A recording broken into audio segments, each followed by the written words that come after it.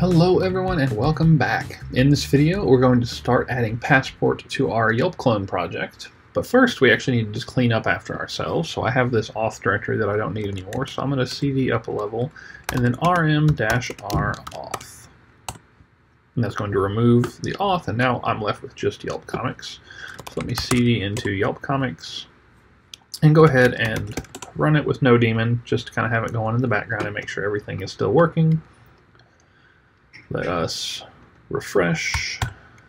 There's our landing page, and we have all of our stuff. So step number one, now that we can see that that is working fine, is to actually install the packages that we need in order to get Passport running.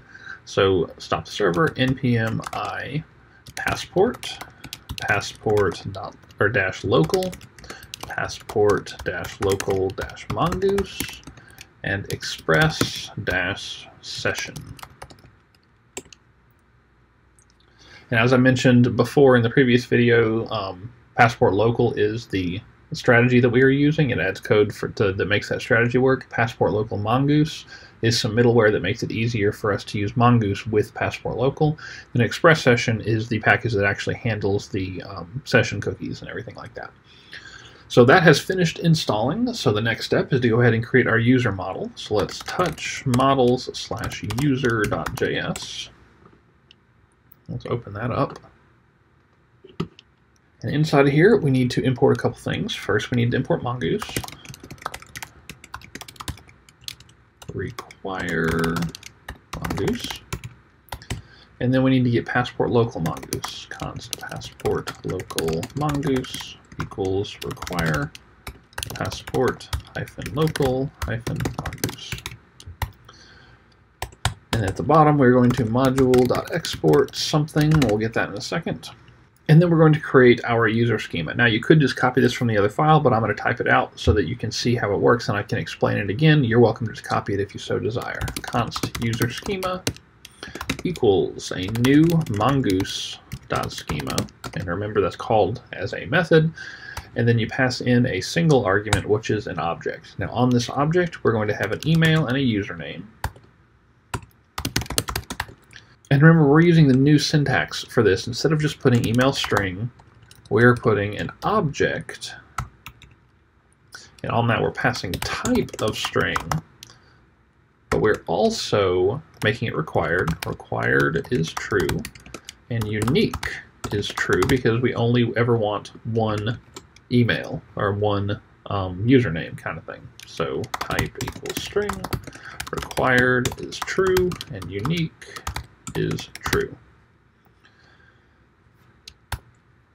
So then we actually have to use our Passport Local Mongoose as a plugin. So user schema.plugin, and we're just simply going to add Passport Local Mongoose. And what this does is this plugs in or adds all the additional functionality of Passport Local Mongoose onto our schema. Then we want to export mongoose.model, passing in the name, the singular name of the thing, so it's a user, and then the schema, user schema. And it's important that we run Mongoose model after we do the plugin. You have to run the plugin first, or else it won't work correctly. So we're done with our user.js. So now inside of app.js, let's go ahead and import and configure all of the things we just added. So after Morgan, and I can actually make this a const, I don't know why I have it as a var.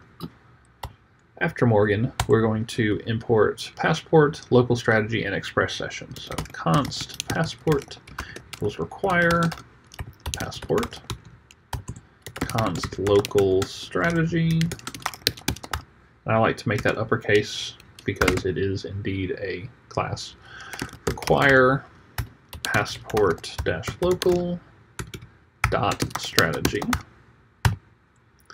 And then const express session equals, oops, too many S's, S-E-S-S-I-O-N, I'm not a snake, equals require express-session. Let's go ahead and just save that and no daemon and make sure I didn't typo anything, because we'll get some syntax errors if I typo anything. All right, it's working, cool. In our model import, we're going to go ahead and import user, const user equals require /models/user. All right, so I'm going to do the express session config right here. And this is going to be the exact same as it was in the last video, so you can, again, just copy this over if you like, but I'm going to type it out. app.use express session, passing in a single argument, which is an object. On that object, we are going to have 3 arguments. You are only required to have 1, which is the secret. And I'm just going to spam a bunch of junk in there. Resave false, save uninitialized, false. And if you remember from the other videos, this is just to make our application a little bit more stable, prevent some race conditions or things like that. So we've got that done, and then I'm going to add passport. Let's see, M, so P comes after that. Passport config. Whenever possible, I like to make my things alphabetized. So let's go ahead and just move body parser up. There. You don't have to do that. That's just me being a little anal about it. Passport config. So we've got to do all that boilerplate from Passport. This one, again, you can just copy straight over. app.use passport.initialize, call it as a function.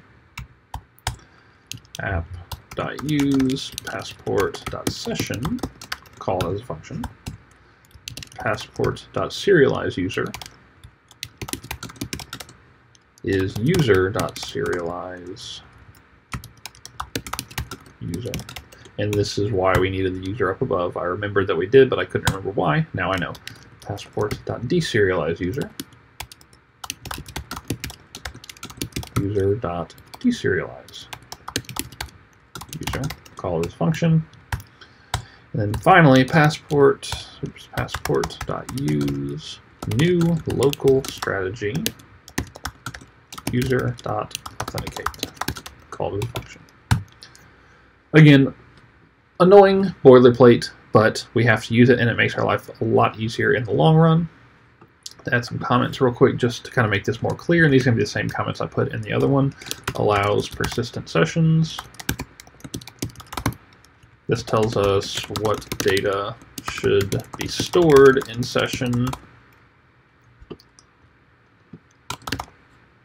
And this one tells us, this one gets the user data from the stored session. Use the local strategy.